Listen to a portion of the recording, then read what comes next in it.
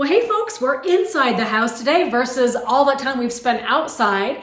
And I think where we had left off here was the Murphy bed project, was the last project that we worked on. Now this is where our daughter was living last year. She's since moved into her own place, but the Murphy bed you can see is there. And this is definitely still a multi-purpose room for us with laundry, food preservation with a freeze dryer and a dehydrator, sink, and also freezer. So still a multi-purpose room for us, and guest room if we have any guests. One other update is that we pretty much finished off our home gym. So we have a treadmill now. You can see all of our weight equipment and spin bikes. So we definitely have turned this into a really nice workout area. And then a little bit of an office in the corner. And then also my art studio, which is kind of a mess right now because we're in the middle of holiday production. Since the installation of the drop ceiling, we had to remove our smoke detector that was in the ceiling. Me working in my art studio without a smoke detector is a high-risk activity. I am using a blowtorch a lot of the time. I'm melting waxes, I'm burning wood, and it's definitely time to have a smoke detector installed for our safety. So that brings me to the sponsor of today's video, which is the company Ciderwell, the maker of smoke detectors and carbon monoxide alarms. They were kind enough to send us one to test out, and I'm going to tell you some of the highlights of it. This wireless model, now it doesn't have to get wired into your electrical circuit, and it has a long 10-year battery life. Now, one thing that happens with smoke detectors, if a low battery warning goes off or it's like a false alarm, there's like no way to silence the thing. Like it just keeps going on and on and on. And you have to like take the whole thing completely apart to get it to stop. Well, this model has a one-touch silence. So, okay. Fire, incendie. One-touch silence. An interesting new feature that they've incorporated into this design also is like an AI or like a smart learning mode. So it's compatible across multiple scenarios. So let's say you are cooking, smoke detector is able to distinguish normal cooking activities from actual fires. It can help reduce the incidences of false alarms. And in addition to the alarm, it also has voice alerts. So it will speak in English and French and tell you if it's a smoke alarm or if it's carbon monoxide warning or what have you. So it'll actually give you more information than just a beep, so you'll know what's going on. And also there's no annoying light that is blinking or flickering, so it doesn't disturb your sleep, but it's still gonna be a reliable machine. Also, the device itself is flame retardant certified, so it has safety protection, and it has a very high precision alarm accuracy, so like a 99.96,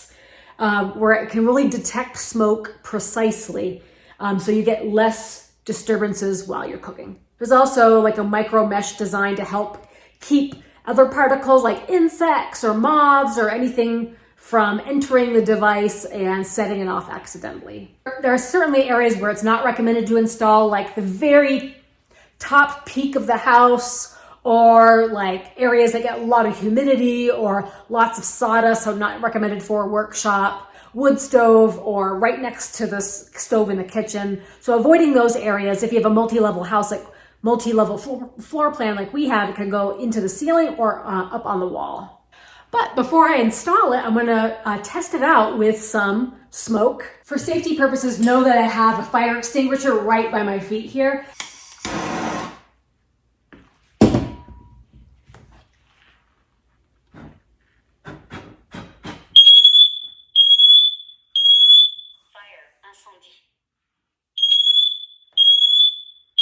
Okay, we know if we got a lot of fire. Okay. Fire, incendie. One touch silence. Fire's out. Put it in the bowl of water. Now it's time to install it. So I'm going to put it on the wall versus the ceiling. Since we do have the drop ceiling, I think it would be better just to put it on the wall. It is recommended to be a minimum of 4 inches from the top of the ceiling, but no lower than 12 inches below. So we actually have a screw hole here, so that's where I'm going to put it.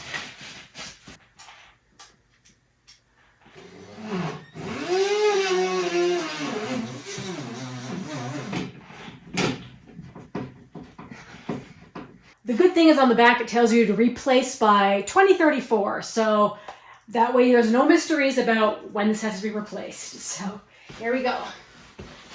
Just sort of twists into place. Okay, simple install. Really just took a couple of minutes. We'll do a test. Fire alarm before. The total number of historical alarms is 1. Alarme incendie avant. Le nombre total d'alarmes en mémoire est de 1. All right, now we've got our safeties in place for this area. Feeling a lot better about that because you can have a beautiful home, but if you don't have safety protection measures, it could definitely all go up in a puff of smoke. So if you guys are interested in the Cider Well smoke detector, carbon monoxide alarm, I'll have a link in the video description. You can check it out. Smoke detectors have come a long way in the last 50 years. We've got smart alarms now. We've got long life batteries. Something that we don't have to hire an electrician to do to install. Definitely going to sleep better knowing that this is in place. All right, well, since the smoke alarm is in place, let's go and make some art. So I'm going to show you guys how I take one block of wood and turn it into a really stunning piece of unique flower art like this. These are all liquefied waxes. This is actually an old pancake griddle, but it has a bunch of different colors on it. So the first thing is picking a color for the background. Black has actually been kind of popular at shows. I didn't think it was going to be as popular as it was, but I pretty much dab it on with a sponge, and when it cools, it gets opaque again, and it's really bumpy looking. So I'd like to take advantage of this by adding in a contrasting color. So I have a white sort of crayon. It's actually made out of oil paint. So I will color on the top and then spread this into the cracks by mixing it with a little bit of oil and then going through with a little bit of a rubber glove here so I can get some contrast into the cracks. Looks like I just made a mess of my painting, but I'll tell you, this actually has a really cool effect because then I take a cloth and wipe off a lot of this excess. So there's just a little bit of white that's in the cracks and the crevices. And then to sort of fuse everything together, I take the blowtorch. This is a creme brulee style, smaller blowtorch, and I do a quick fuse. This is melting together the oil paint and the wax paint together, so it's all one layer.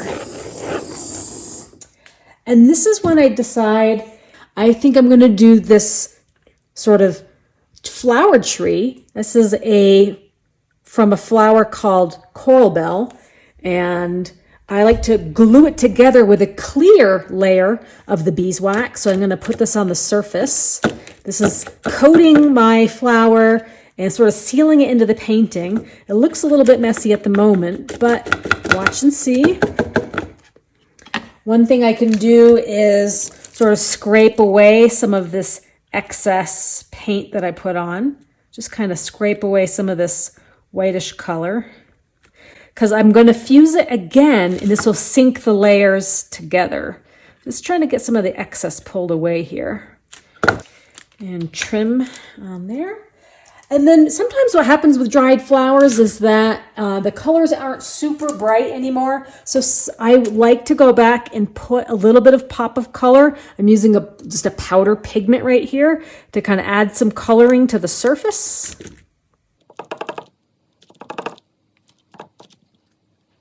All right, and then I'll do the same thing for the stem or the sort of the tree itself. I want to have a little bit of a white contrast. So I'll probably do this step again, but I like to do this before I do the fusion of the wax layers, because when I do the fusion, that will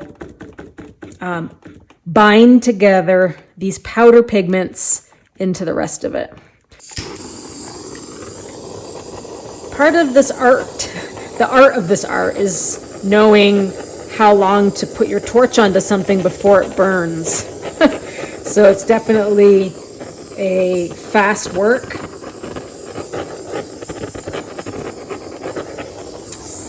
right.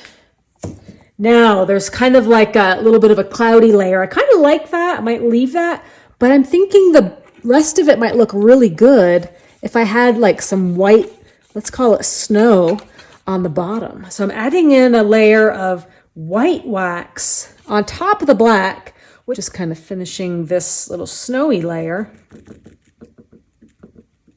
But what's really fun about making fake snow is using this little technique called the brush flick.